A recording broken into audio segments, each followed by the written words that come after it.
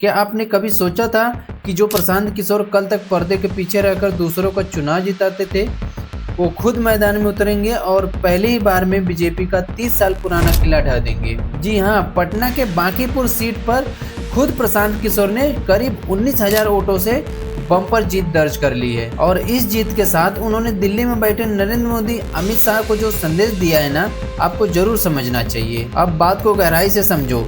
चुनाव जीतने के तुरंत बाद प्रशांत किशोर ने सीधे पीएम मोदी और अमित शाह पर निशाना साधा। उन्होंने कहा, भाई जितनी चिंता आपको गुजरात के विकास की रहती है ना, उतनी ही चिंता कभी बिहार के बच्चों और यहाँ रोजगार की भी कर लिया करो। पीके ने सीधे याद दिलाया कि बिहार की जनता ने हमेशा झोला भर भर के एनडीए को सांसद दिए, लेकिन बदले में बिहार को क्या मिला?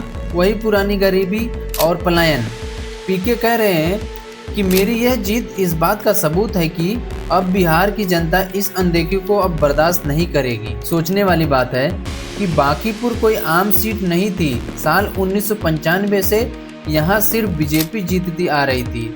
इसे भाजपा का सबसे मजबूत शहरी गढ़ माना जाता था। पिछली बार जब पीके की पार्टी विधानसभा चुनाव से एक भी सीट नहीं जीत पाई थी, तब विरोधियों ने उनका मजाक उड़ाया था। लेकिन इस बार पीके ने खुद चुनावी मैदान में उतरने का बड़ा जुआ खेला और अपनी 2 साल की पदयात्रा और बूथ लेवल की माइक्रो प्लानिंग के दम पर बीजेपी के नीरज कुमार सिन्हा को पटकनी दे दी। अब की बार पीके ने साबित कर दिया कि अगर मुद्दा जाति का नहीं बल्कि शिक्षा और रोजगार का हो तो जनता सीधे आपके साथ खड़ी हो जाती है।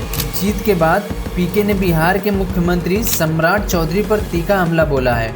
उन्होंने मोदी शाह को चेतावनी दी है कि बिहार की कमान अब किसी लचर चेहरे के हाथ में नहीं होनी चाहिए। पीके ने साफ कह दिया है कि अगर मौजूदा सरकार ने काम नहीं किया तो आगे मुख्य चुनाव में इससे भी बुरा हाल होने वाला है। तो भाई सीधा गणित यह है कि प्रशांत किशोर अब खुद विधानसभा पहुंच चुके हैं और बिहार की तीसरी विकल्प की शुरुआत हो चुकी है।